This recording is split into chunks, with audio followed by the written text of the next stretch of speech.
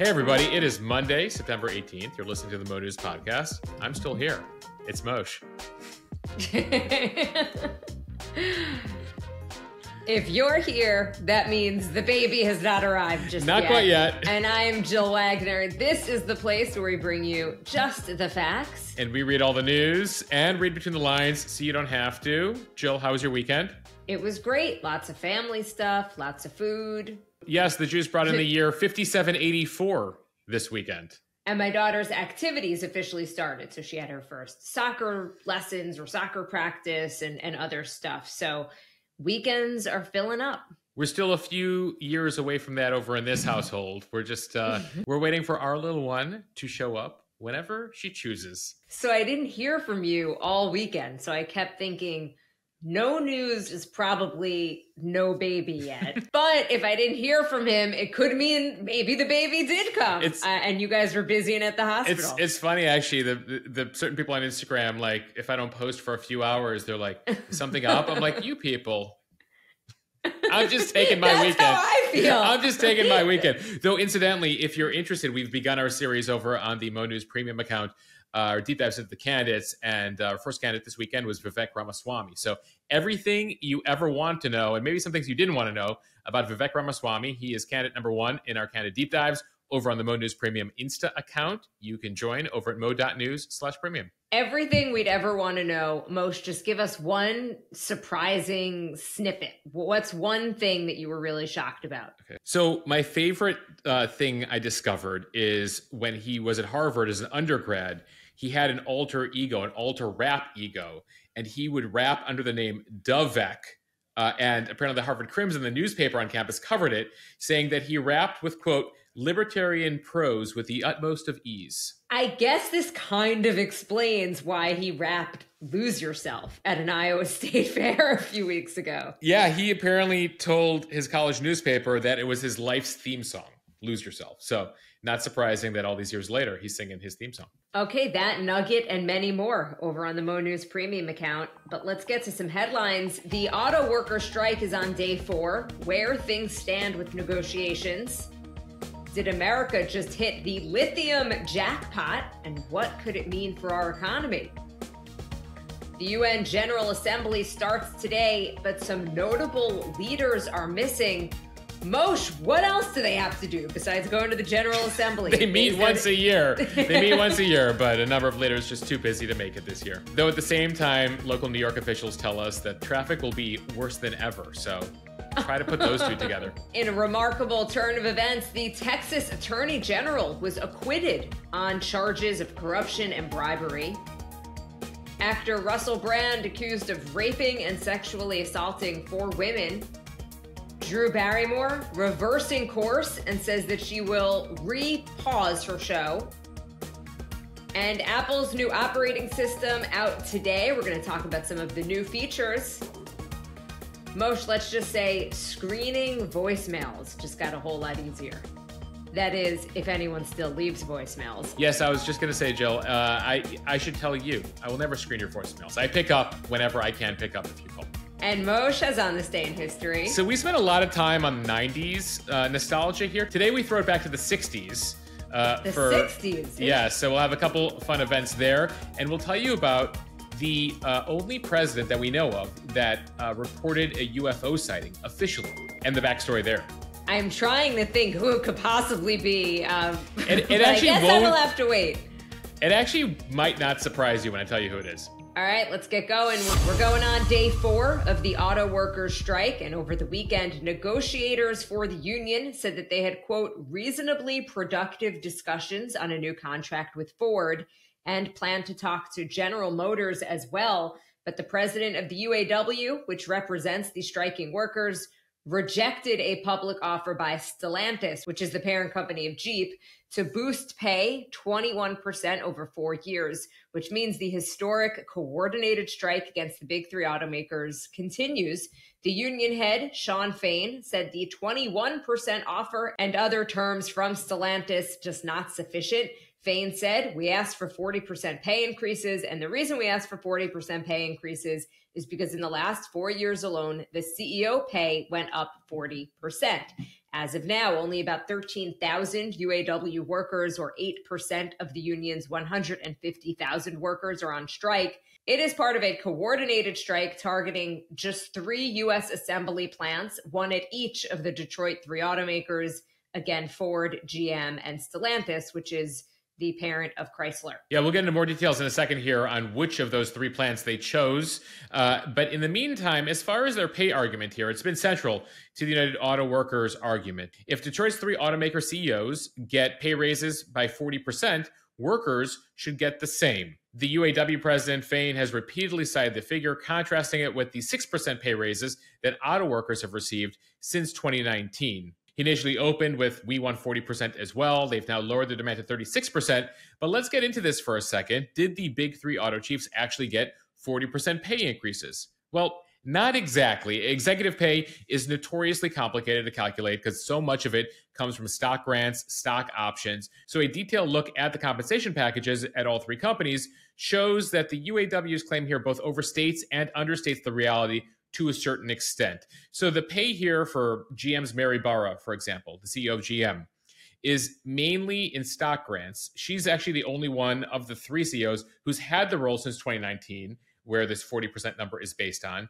And her comp package last year was just under $29 million.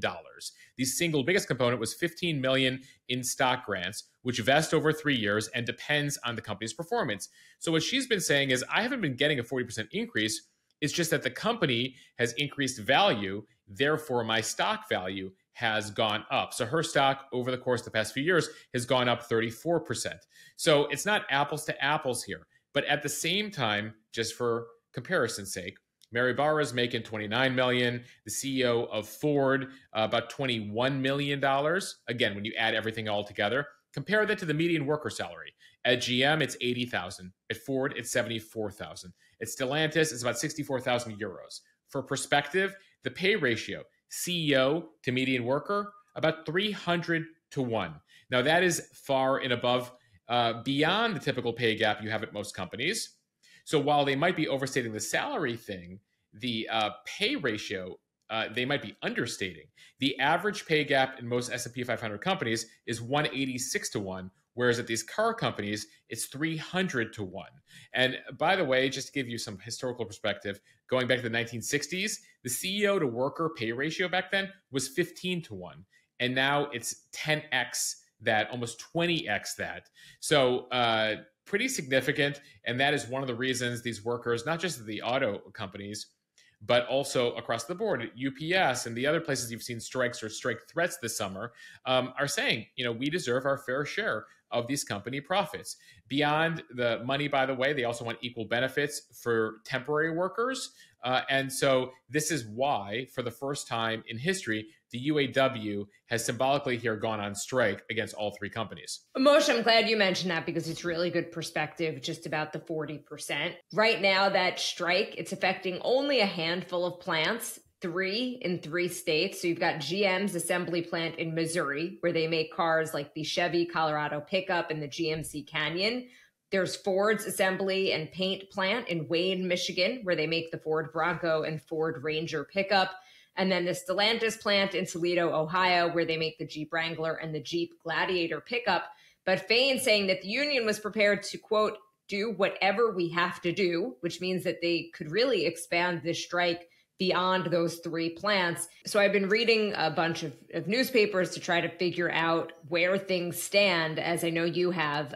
The consensus here seems to be, at least according to USA Today, that automakers know that they're going to need to really boost pay to cover the cost of living adjustment and then some, but that the union likely knows that they're going to have to accept that they're not going to get this 32-hour work week for 40 hours of pay, which is also something that they have been asking for. But I will say, when I was a reporter in Lansing, Michigan, back in 2007 and 2008, I did cover an auto strike. GM workers had gone on strike, and it is a huge hardship for these workers. It's not a decision that is made lightly. They basically survive on $500 a week in strike pay. Right, the union has a fund. From the union, yes. Yeah. And that all comes from this union's budget, which is not unlimited.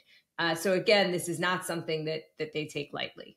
But it does appear here that they've made some progress here. These counteroffers of up to 20% pay increases. So unclear how long this lasts and whether they feel the need to escalate this beyond those 3 plants to more workers and more plants. All right, now to a story getting a lot of attention over on our Mo News Instagram account this weekend.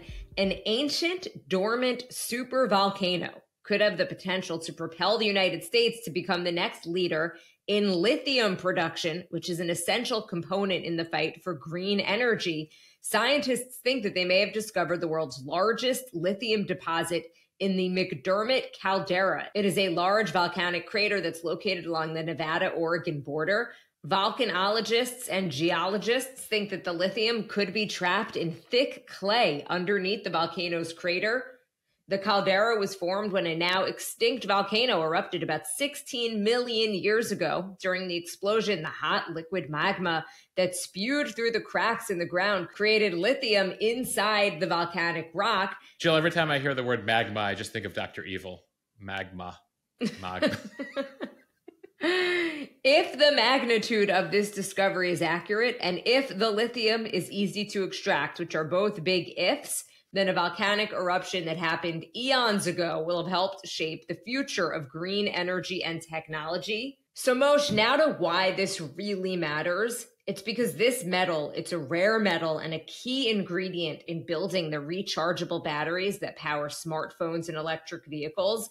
The timing is ideal as electric vehicle demand is expected to soar in the coming years. So if we want to rev up EV production here at home, this discovery could make that possible. Scientists believe that the McDermott caldera contains around 20 to 40 million metric tons of lithium, which is more than double the lithium deposits that are found beneath a Bolivian salt flat currently home to the world's largest lithium reserve. And for context, the amount of lithium produced last year was about 130,000 metric tons total across the entire globe. The caldera is believed to hold 8 times that amount. So this could be huge, as they say. Huge for EV production. Once those workers, once that strike is resolved, of course. But actually, it's going to take a few years for them to really start mining this. They believe 2026. For perspective here on why this matters, the U.S., while we're now #1 in the world in natural gas and oil, sort of the current situation, lithium is sort of for the next world. America, when it comes to lithium, ranks in the top 5 when it comes to lithium reserves, but only makes up 1% of lithium production worldwide. Therefore, as of right now, even as we try to rev up EVs, the U.S. is nearly completely reliant on other countries for lithium, making us vulnerable to supply chain disruptions and prices and a whole bunch of other stuff. So this would give us a key source of lithium, and it could help with our demands and global demands for decades. Right now, we only have 1 active lithium mine here in the US. And this does come as China has been super aggressive in spending billions to buy up lithium from mines around the globe. US has not been as competitive, but it turns out we don't have to look very far. It might just be in the desert there in Nevada and Oregon. And now, as I noted, it might be a few years before this lithium comes out of the ground and is produced. And by the way, just like oil, lithium has its own production refining process. And so we do have to build that infrastructure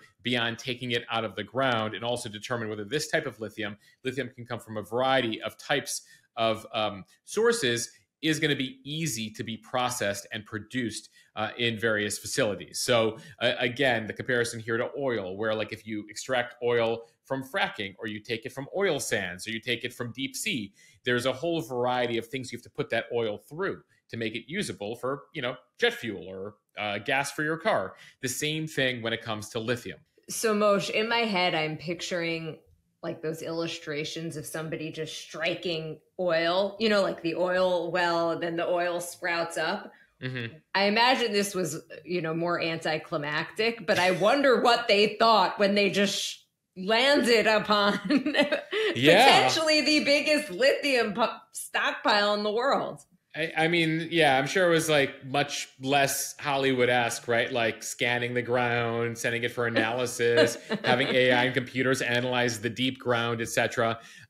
What is interesting here, Jill, is for a while we've known that this area can produce lithium. They just didn't know how much until this most recent analysis. And keep in mind, this area is controversial. Native Americans in the area view it as an ancient burial ground and say this is similar to digging up Arlington National Cemetery for energy needs. They've actually been fighting it in court for a couple of years now. A judge most recently in the spring ruled in favor of the lithium production companies, saying they can move ahead here. The Native Americans can't prove exactly where these people died or where this battle was. But this is, disputed land, just so people are aware. At the same time, it appears the courts have ruled in favor of production here. And then, of course, there's questions as to the environment. I found this quote interesting from one of the tribal activists who says that when it comes to green energy, as we talk about the new energy economy, he told NPR the following, quote, "We can't flush out all of the water from out of here, rip up all the grass and the sagebrush, flip it around, drill into it, and call it green energy." So, there's an argument that some make that this is ranchers, this is tribes in the area, etc., that you could contaminate billions of gallons of groundwater here in the West, which is already drying up, leave a lot of waste behind, pose a danger to wildlife habitats as you pursue lithium for this new energy economy. So this is a reality that I think we'll all have to confront is no clean energy is totally clean, and that's an argument that some of the critics here are making. Time now for the speed read from Reuters. The UN General Assembly, the largest yearly gathering of world's leaders and high-ranking diplomats, kicks off in New York City this week amid numerous international crises and as the UN comes under increased scrutiny. President Biden will be the only leader of one of the 5 UN Security Council permanent member countries to show up this year. The leaders of the UK, France, China, and Russia are all skipping the General Assembly. Moshe, what is happening? Well, real quickly, Putin's not coming here because he doesn't want to be arrested. Xi and China typically ignoring this. The surprise absences really are the French and the Brits. Macron says he's too busy. He has King Charles visiting soon. And over in the UK, the belief is that Rishi Sunak, the new prime minister there, is really just immersed in domestic issues. That said, it really speaks to even how much more irrelevant the UN has become. I feel like it's almost embarrassing that, that Biden is going. I mean, he has nothing better to do. Everyone else is too busy. I think he wants to reinforce how important he feels it is, especially coming after the years of Trump, where Trump pulled the U.S. out of the World Health Organization, was going to pull funds from the UN. So we're still sort of making good on a couple of years of trashing the organization. Diplomats representing Latin America, Africa, and Asia have been increasingly vocal about their frustration regarding the amount of attention given to Ukraine when compared to other global crises. And case in point, Ukraine's president, Zelensky, is expected to appear in person to address the General Assembly on Tuesday. And then he'll appear before the Security Council the following day. And he is also expected to head to D.C. to meet with lawmakers. Yeah, he's seeing the signs that the U.S. is more and more reluctant, at least parts of the political establishment, more and more reluctant to give more money to Ukraine. And he wants to reinforce the need to continue to support Ukraine 19 months into the war. Back to the UN, Jill, by the way, Biden's not going to be spending too much time at the UN. He's going to give a speech. It's probably going to last less than an hour. He's bop around New York and then head out. And there's still like 100-something leaders that are here and we'll dive into any of those major bilateral meetings that make some news this week. But, as I mentioned before, the UN, which was once the central forum for solving geopolitical disputes, is increasingly on the sidelines these days of new global politics. It's really unable to keep up with the whole bunch of shocks, crises, coups that are fracturing the world. Even stuff in the past year, Jill, where the UN would have really been involved, like the crisis in Haiti that's escalating or the coup in Niger. The UN's been pretty impotent when it comes to that stuff. And most countries are starting to look beyond it. The Indias, the Brazils, et cetera, for years have been saying, when you formed this in 1945, yes, we understand the victors of World War II formed this, but it's been almost 80 years and there's new kids on the block here, countries that have become independent since the UN was formed, and we deserve a seat at the table, a permanent seat in the Security Council. But reform has been so challenging. Keep in mind these permanent 5 members, right? US, UK, France, Russia, China were decided in 1945 for the rest of time. And now you have one of those countries, Russia, that just invaded Ukraine. You have another in China that's threatening war against Taiwan. And you can't do anything about it because they have veto power on the Security Council. So they've sort of hemmed themselves into a box here. So they've sort of put themselves in a box here. So that's led India, Brazil, others to, go be more serious about groups called BRICS, which is Brazil, Russia, India, China, South Africa, BRICS. There's also a group called the Quad.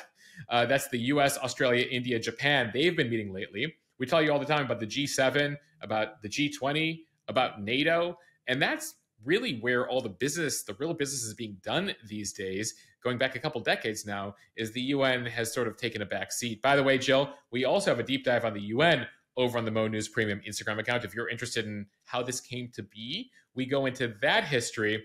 Though some people do point a finger at the US, it was just 20 years ago that the Bush administration went to the UN Security Council asking for a vote for permission to invade Iraq, to begin the war in Iraq, and they didn't get approval from the UN. Well, what happened? The US did it anyway. So a bunch of people are like, well, US, you've proven that the UN was useless. In fact, you conducted a whole war that we told you not to conduct. You did it anyway. So, this thing isn't really relevant, right? From the Texas Tribune, after a historic 10-day trial, Texas Attorney General Ken Paxton acquitted Saturday by the Texas State Senate on 16 charges of bribery, unfitness for office, and abuse of office. He was immediately reinstated, ending a suspension that began in May with his impeachment by the state house. Most of the 16 charges resulted in the same 14-16 margin, with only 2 Republicans siding with the dozen Democrats. 21 votes were required for conviction. Paxton was impeached by a majority of his own Republican Party in the state house, and this vote by Senate Republicans not to convict exposes this major rift within the party. In accusing Paxton of abusing his office, his own former advisors recounted how Texas's top lawyer allegedly pressured them to help a political donor who was under FBI investigation. The testimony included arguments over who paid for home renovations, whether Paxton used burner phones, and how his alleged extramarital affair became a strain on the office. Paxton denied wrongdoing, and his attorneys argued there was either no evidence or wasn't enough to rise beyond a reasonable doubt. They portrayed Paxton as the victim of a plot orchestrated by Republican rivals. Jill, you mentioned that the extramarital affair was part of this, making things even more complex. Paxton's wife, Angela Paxton, is in the state Senate. She was a senator. Now, she was not allowed to vote, given conflict of interest. But then after her husband was acquitted, she walked over to her husband's legal team and hugged each of them and thanked each of them. So fascinating details here to this case. But to your point about the split within the Republican Party, this really put the Trump wing of the party and the non-Trump wing into new exposure here in Texas. Though even some Trump supporters in the state house voted to impeach Paxton, saying, no, Paxton's totally corrupt. Now, Trump stood behind Paxton, and you saw the entire conservative media sphere really put a lot of pressure on the state Senate to not convict him. In fact, the 2 Republicans who voted with the Democrats, they're already saying, the MAGA wing is saying they're going to run primary candidates, far-right candidates against them when they're up for re-election as revenge for voting to convict Paxton. Paxton, of course, came to the defense of Trump many times. He filed a lot of lawsuits from Texas, many that weren't effective, but nonetheless, he, helped him fight the 2020 cases. He helped him fight on a number of other fronts. Now, Paxton is clear from this. He's back as Attorney General in Texas. He was smiling, glad-handing as the vote came in on Saturday. But this is not the end of his troubles. He still now faces federal trial on felony securities fraud charges. He remains under a separate FBI investigation at this time, and he's in jeopardy of losing his ability to practice law in Texas because of his 2020 election overturn attempt. So not over for Paxton here, but a fascinating case. And Jill, we heard from a lot of Texans who are watching this very closely, including some Texas Republicans, who are conservative through and through, they tell me, but they felt like Paxton needed to go here. and were disappointed in the result over the weekend. From the Times of London, actor Russell Brand was accused of raping, sexually assaulting, and abusing 4 women over the course of 7 years. According to this bombshell report, one woman was a 16-year-old that he allegedly called the child. The allegations against the British entertainer emerged in an investigation by the Times of London and Channel 4. The actor denying the allegations. 4 women have alleged sexual assaults between 2006 and 2013 while he was a presenter for BBC Radio 2 and Channel 4 and then an actor in Hollywood films.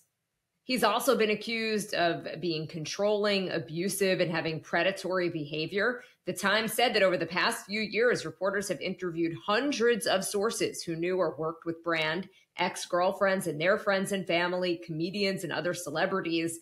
People have worked with him on radio and TV, and senior staff at the BBC, Channel 4, and other media organizations. The media organization saying reporters have also seen private emails and text messages, submitted Freedom of Information requests, viewed medical and therapists' notes, scrutinized Brand's books and interviews, and watched and listened to hundreds of hours of his shows to corroborate allegations. So some of these allegations between 06 and 13 also fall during the time period when Brand was married to singer Katy Perry between 2010 and 2012. Among the most serious allegations involves a woman who, at the time of her 3-month relationship with the then 31-year-old Russell Brand, she was only 16, as you mentioned.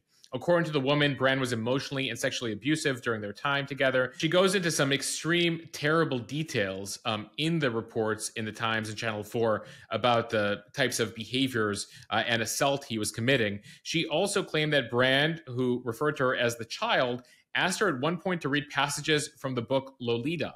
Another woman came forward with an accusation that Brand raped her in her LA home in 2012, while a third woman said she was sexually assaulted by Brand, who then threatened her with legal action if she ever went public. Jill, some really concerning allegations here. At the same time, you saw Brand defenders, including Elon Musk over the weekend, say timing is suspicious here because Russell Brand has been calling out, he's a big anti-vaxxer, and has been particularly vocal on certain issues. So they feel, quote, the establishment is trying to get at Russell Brand here. And so we certainly heard from a few people as well. But, as we've seen in recent years, whether it's the Bill Cosby allegations or the Harvey Weinstein allegations, or a whole number of these cases that we've followed, coming forth with allegations about a celebrity is very challenging and sometimes doesn't happen immediately, but we will be monitoring this story. Someone also noted on our account this weekend, Jill, this has been a tough summer for the Forgetting Sarah Marshall cast. Of course, Russell Brand, Mila Kunis apologizing recently for the letter she and Ashton wrote trying to get Danny Masterson, his rape sentence reduced. And then, of course, earlier this summer, Jonah Hill had his ex-girlfriend making accusations against him. So everyone's saying, please save Jason Segel and Kristen Bell. I was actually thinking Paul Rudd. Please, nothing happens to Paul Rudd. Okay? Nothing should happen to Paul Rudd either. It's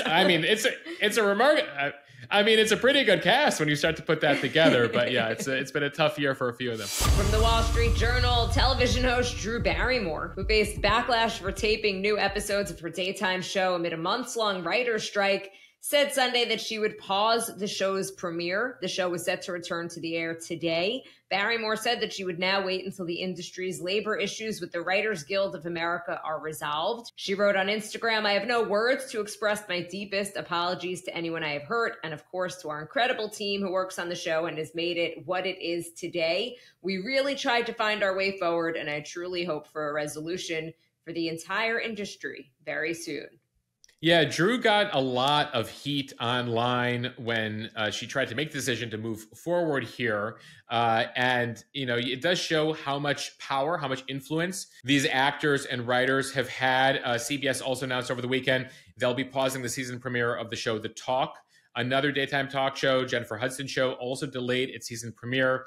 At the same time, you have shows like The View, Live with Kelly and Mark, and a whole bunch of other shows which aren't entirely governed by WGA rules. They might employ a couple WGA writers, but they're moving forward regardless. But you have seen picketing outside ABC, outside CBS studios in New York with a push for solidarity here. They really want the entire industry, whether you're in the Actors Guild or not, to partake here in order to get pressure on the studios to resolve this in a way that the writers and actors are happy. At the same time, there are shows not backing down. Bill Maher, notably, late last week, we noted it in the newsletter, saying that he's moving forward because, yes, he feels for the writers, he feels for all of them, and he admitted his show is not going to be as funny, but at the same time, he has a whole bunch of other workers on the show that cannot afford to sit out during this time. So he's weighing, the non-guild members with the guild members, trying to show some sort of solidarity, but also saying, a lot of other people are suffering here, and I got to keep them employed. And you're probably not surprised, given Bill Maher's just general contrarian nature, that he's willing to challenge this group. Some tech news from CNET. Apple releasing its latest operating system, iOS 17, today, giving users new features like live voicemail, standby mode, and a new journal app. The full release version of iPadOS 17 will also launch today, adding new ways for iPad users to interact with widgets and personalize their lock screen. Following its full release, iOS 17 users will be able to create customizable stickers, set up contact posters, and benefit from various improvements to autocorrect and voice transcription. So we are told, Moshe, no more ducking. No, ducking. This should be, if you update your phone and it autocorrects what you're actually writing to ducking, call Apple. Let them know. That's not supposed to be the case anymore. You could also activate Siri without having to say, hey, first. And the new live voicemail feature will display a live transcript on your screen as a voicemail is being recorded if you don't answer your phone. Meaning screening calls, I guess, just got really advanced. Jill, it reminds me of the 90s when you listened to the answering service in your house for who was calling if you didn't have caller ID. Or even if you had caller ID, I'm going old school here, and you're like, ooh, I wonder if this is a good note or a bad note. And you'd wait a few seconds of their message to find out what they were saying. So CNET here says that they particularly like the new standby mode that turns your iPhone into a little bedside clock when placed on its side. So you get a little stand for it, but you literally turn your phone on its horizontal side. So it becomes a nice visual alarm clock, beyond the alarm clock that we've already been using the phone for years. Name drop, this is not new to Android users, but it will be to us iOS users, will allow you to share contact information over AirDrop by bringing two iPhones together. Now, Apple has warned in fine print in its press release that some of these features might not be available in all countries or regions. So bear that in mind if you said, well, I heard it on the podcast. And one other thing here, and this is always our frustration with Apple, apparently iOS 17 is only compatible with certain chips in certain phones, meaning the oldest phones that will be able to get this update for iOS 17 are the XR and XS phones. So if you have an iPhone 9 or below, we got nothing for you. You will be stuck saying, hey, Siri. Can you handle it? And you will be ducking. You will be ducking left and right. All right, now time for On This Day in History. We're going to begin in 1793, 230 years ago today. President George Washington laid the cornerstone of the U.S. Capitol building. Now, the building would take nearly 100 years to complete. Architects came and went. You might remember in the War of 1812, the British set fire to it, almost burned down the entire thing in 1814. Though a rainstorm saved the building from total destruction. It was called into use during the Civil War. For Union soldiers. So it took a while for that thing to go up, including the dome. One other notable thing, and you would learn this on a U.S. Capitol tour, the government relied heavily on enslaved labor to ensure the capital city got built and to ensure the Capitol got built. And if you look at the top of the Capitol dome, there's a statue called Freedom.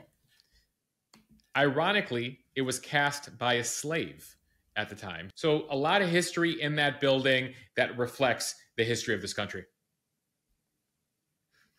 We're going to fast forward to the 20th century here. On this day in 1947, the U.S. Air Force officially became an independent, separate military branch. For about 4 decades before then, it was initially created and grew as part of the U.S. Army. And then after World War II, they're like, we got to make the Air Force its own thing. All right. Now for the story we told you about at the top. On this day in 1973, a future president named Jimmy Carter filed a report with the International UFO Bureau that he saw a UFO back in 1969. So this was September 18th, 1973. Jimmy Carter of Georgia says, I definitely saw a UFO. 3 years later, he would be running for president as the Democratic challenger against Jerry Ford. And he was pretty forthcoming about his belief, his genuine belief, that he saw a UFO. And during the 76 campaign, Jill, let me know if this sounds familiar, he promised the government would release every single piece of information about UFOs and make it available to the public. Then Carter becomes president in 76 into 77, and he backs away from the pledge, saying the release of all this UFO information could have defense implications and pose a threat to our national security. So I've been thinking throughout this whole podcast which president may have seen a UFO. I was actually thinking maybe Trump. Oh, you know what? That is a more than legitimate guess, Jill. And what's interesting is we have seen in the past couple of years, starting during Trump and now during Biden, this, we talked about on the podcast last week. I've talked about on the podcast a lot, this sort of like opening up when it comes to UFO information. Though at the same time, I've said this before when it comes to many things, but like with Trump's view of classified information, I do feel like he would have told us about the aliens if in fact we had like found some at Roswell. Don't you think? That feels like a very Trump thing to do. Like tweet it. It's the same thing about JFK. If Lee Harvey Oswald wasn't the only guy who killed JFK, I feel like Trump would have told us about that. And yet, he didn't either. All right, on this day in 2020, Supreme Court Justice Ruth Bader Ginsburg passed away after 2 decades on the court. She passed away at the age of 87. Of course, late in that campaign cycle, Trump would nominate Amy Coney Barrett to be the next justice of the Supreme Court. Mitch McConnell, Republicans in the Senate, rushed that through, and Barrett would become the justice to replace Ginsburg. And the conservative, Barrett, would become the justice to replace Ginsburg on the court. All right, so we often do pop culture and music history from the 90s, but Jill, today we're going to throw it back to the 1960s for a couple of our final On This Days. The Addams Family theme song, the TV show premiered 59 years ago today on ABC on this day in 1964. And it's back. I feel like there have been remakes, and now there's a whole new show on Netflix. And movies and new versions of it. I mean, the Addams Family, iconic.